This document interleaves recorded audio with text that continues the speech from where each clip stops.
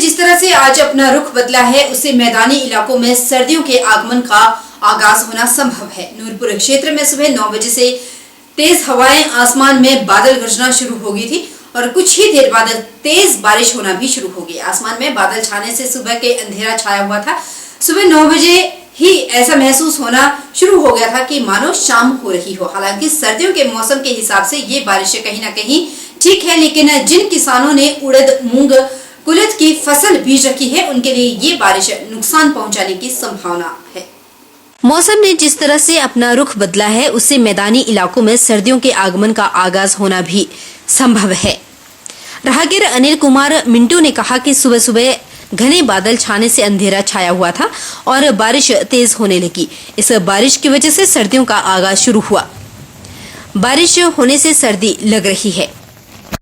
आज सुबह से बारिश इतनी ज़्यादा हो रही है और मौसम भी कड़क बढ़ रहा है। सर्दी बहुत ज़्यादा हो गई है और बादल इतने घने छाए हुए कि जैसे रात का समय आ गया आज। लेकिन किसानों को चेहरों पे इतनी रौनक हो गई है, इतनी वो हो गई है कि जो लोगों ने कुल्थ और माँ वगैरह बीजे हुए हैं, उनके लिए ये हानिकारक है।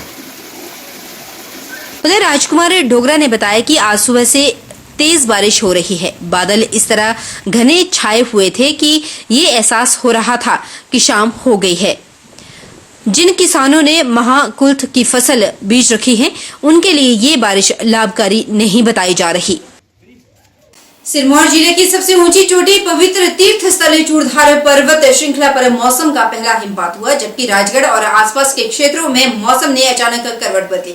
इस क्षेत्र में सुबह से जमकर मेघ भी बरसे। हिमपात और बारिश से पहाड़ी क्षेत्र के साथ साथ मैदानी क्षेत्रों में भी तापमान में खासी गिरावट देखने को मिली। मौसम ने अचानक करवट बदली। जिले के पहाड़ी क्षेत्रों पर जमकर मेघ बरसे, जबकि चूड़धार की चोटियों पर सीजन की पहली बर्फबारी हुई।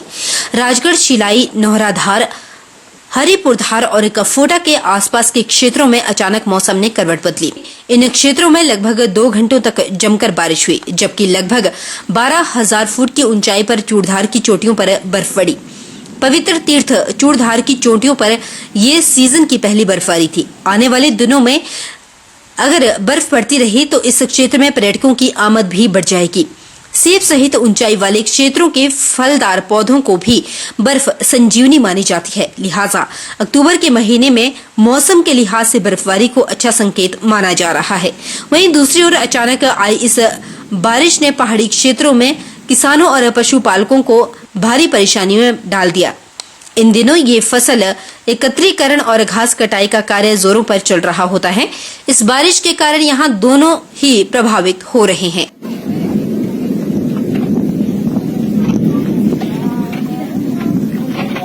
मौसम विभाग के द्वारा जारी येलो अलर्ट के बीच हिमाचल प्रदेश में राजधानी शिमला सहित प्रदेश के अन्य जिलों में झमाझम बारिश हो रही है। वहीं मंडी जिला में भी ऊंचाई वाले क्षेत्रों में बर्फबारी और निचले क्षेत्र में बारिश दर्ज की गई। तेज हवाओं के साथ बारिश हो रही है। मौसम के बिगड़े मिजाज के चलते तापमान में भारी गिरावट दर्ज की गई। सुबह से ही आसमान में घने बादल छाए रहे और दोपहर तक लगातार झमाझम बारिश होती रही, जिसके चलते मौसम काफी ठंडा हो गया।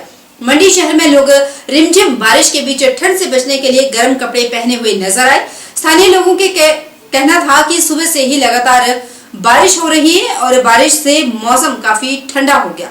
ठंड से बचने के लिए लोग गर्म कपड़ों का सहारा ले रहे हैं ताकि वे अपने आप को ठंड से बचा सके। मौसम विभाग के द्वारा जारी येलो अलर्ट के बीच हिमाचल प्रदेश में राजधानी शिमला सहित प्रदेश के अन्य जिलों में झमाझम बारिश हो रही है। वहीं मंडी जिला में भी ऊंचाई वाले क्षेत्रों में बर्फबारी और बारिश दर्ज की गई है। तेज हवाओं के साथ बारिश हो रही है।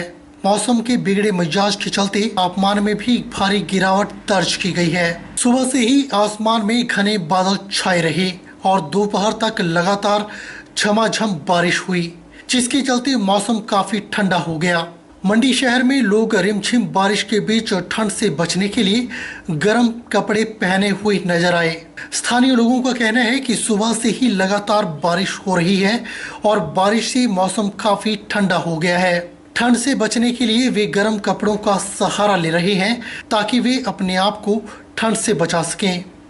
पिछले कल से हल्की हल्की बारिश हो रही है और आज सुबह भी बारिश हो रही है और ठंड का बड़ा मज़ा आ रहा है और लोगों ने स्वेटर निकाल ली है जो पिछले एक साल से बक्सों में बंद थी और किसानों को इससे बहुत राहत मिली।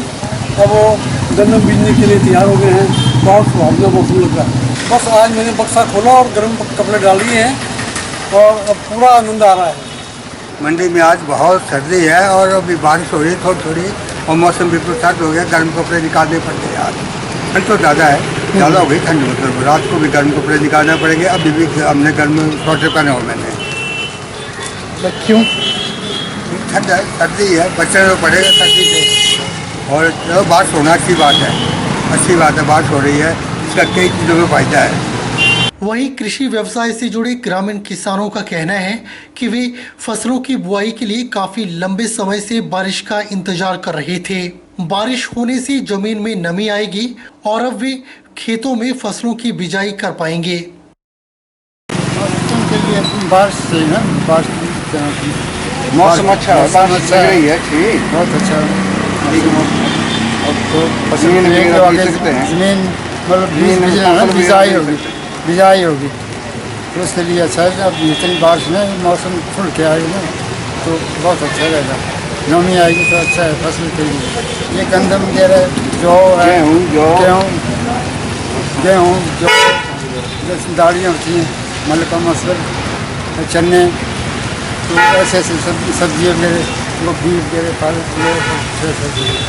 बीजना पड़ता है। जब नमी होगी ठीक ना, मौसम बारिश ठीक होगी ना तो फसल के लिए अच्छी है, तभी बिजाई होगी। बारिश बहुत अच्छी रही, मौसम ठीक है जी।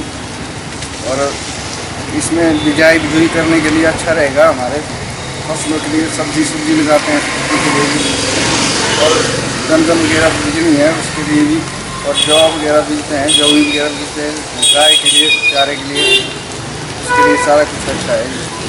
वल्लभ राजकीय महाविद्यालय मंडी के भौतिकी विज्ञान विभाग और गुजरात के प्लाज्मा अनुसंधान संस्थान गांधीनगर के संयुक्त तत्वाधान में प्लाज्मा और उसके उपयोग विषय पर साप्ताहिक आउटरीच एक्टिविटी प्रशिक्षण और प्रदर्शनी कार्यक्रम का आयोजन किया गया।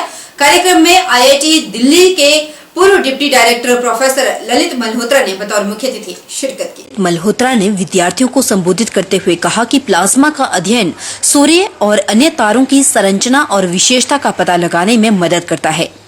उन्होंने बताया कि न्यूक्लियर प्लाज्मा रिएक्टर्स के माध्यम से प्लाज्मा से ऊर्जा उत्पत्ति की कोशिश की जा रही है, जो एक नवाचारिक ऊर्जा स्रोत के रूप में आ सकती है। इस प्रशिक्षण कार्यशाला का आयोजन 16 से 20 अक्टूबर तक वल्लभ राजकीय महाविद्यालय में किया जाएगा, जिसमें वल्लभ राजकीय महाविद्यालय मंडी, सरदार पटेल विश्वविद्यालय मंडी और मंडी शहर के आसपास के विद्यालयों के सैकड़ों विद्यार्थी हिस्सा ले रहे हैं। प्रशिक्षण कार्यशाला और प्रदर्शनी कार्यक्रम का आयोजन वल्लभ राजकीय महाविद्यालय मंडी और गुजरात के गांधीनगर के प्लाज्मा अनुसंधान संस्थान के संयुक्त तत्वाधान में किया गया है।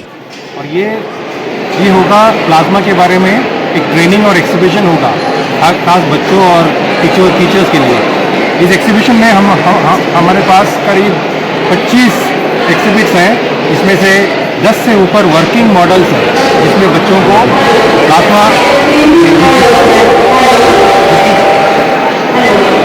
दिखा सकते हैं, प्लाज्मा का प्रॉपर्टी देख सकते हैं और प्लाज्मा का इंटरैक्शन भी देख सकते हैं।